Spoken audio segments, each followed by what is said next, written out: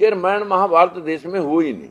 ये तो पुष्यमित्र शुंग ने 10 राजाओं की वंशावली मौर्य वंश को खत्म करके, उसके दरबार में लेखक था, लड़की की शादी राजा से करके सेनापति का खिताब लिया, सेना अपनी पर ली और राजा कत्ल कर दिया और वहां से अयोध्या आके बसाई 184 ईसा पूर्व, यानी 2200 साल पहले अयोध्या बसी। किस किस वंश ने उस पर राज करा?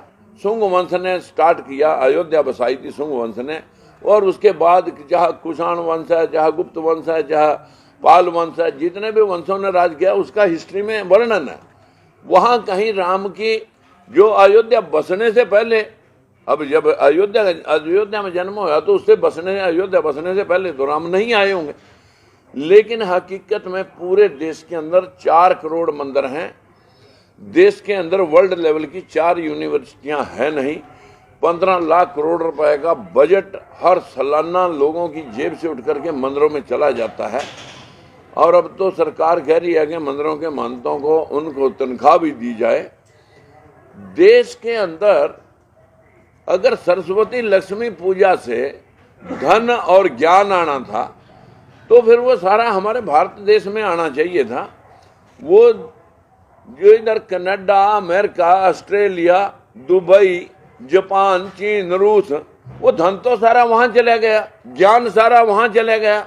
जितने मोबाइल, लैपटॉप या जितने भी टेक्नोलॉजी है वो सारी जापान की है। 70% देश में, दुनिया के अंदर। चीन तो मल्टीप्लाई करके सारे विश्व के बाजारों में उतरा पड़ा है। हम यहाँ सरस्वती लक्ष्मी की पूजा करके अपने दिल बढ़ावे कर रहे हैं और विश्व जो है ना कहाँ का कहाँ पहुंच गया। हम चाहते हैं कि देश के अंदर इतने देवी देवता 33 करोड़ थे, सारे बार ये देश गुलाम होया, कभी मुगलों का, कभी आर्यों का, कभी अंग्रेजों का।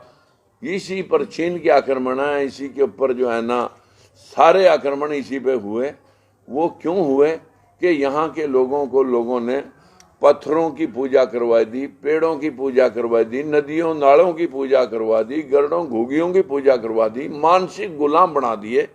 और ये मानसिक गुलामी ही इस बैकवर्ड के 85% लोगों को पशु बना करके इस्तेमाल वो लोग, चालाक लोग कर रहे हैं, जो लोग हुनरमंद हैं कि किसको कैसे गुमराह किया जा सकता है। यहाँ पर 2 विचारधाराएं हैं, एक अंबेडकरवादी बराबरी की विचारधारा, एक मनुवादी विचारधारा, जिसमें कुछ लोगों को बाकियों को नीच बनाना है और मुट्ठी भर श्रेष्ठ बनने हैं। कौन से हवाई जहाज और इन्होंने लोगों ने वो बना दिए लैपटॉप और टीवी, मोबाइल, जिससे हम उनको श्रेष्ठ माने। सुप्रीम कोर्ट में 9 सितंबर 1976 को ललई सिंह यादव की किताब का इलाहाबाद हाई कोर्ट ने उसको सही मानना था, जिसमें उसने कहा था कि अगर सूरज को कोई खा सकता है, मैल से बच्चे बन सकते हैं, 10 सिरों वाला आदमी हो सकता है, आदमी की गर्दन के ऊपर हाथी की गर्दन लग सकती है, तो आज क्यों नहीं? अगर गर्द घुगियां, कौवे, पक्षी बोलते थे, समुद्र बोलते थे, तो अब क्यों नहीं, जब साइंस टेक्नोलॉजी इतनी आगे बढ़ी। ये तो सुप्रीम कोर्ट ने अंधविश्वास का चीरहरण इलाहाबाद हाई कोर्ट ने किया।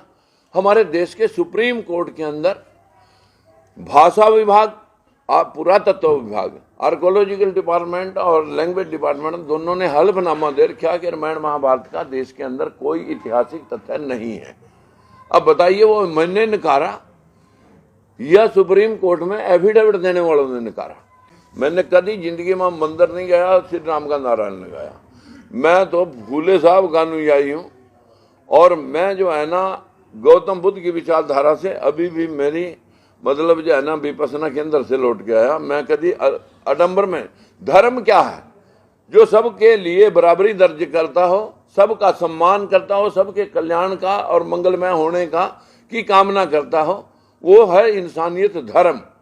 जो गौतम बुद्ध ने दुनिया को पंचशील दी, विश्व के 80 मुल्कों में आज गौतम बुद्ध को माना जाता है।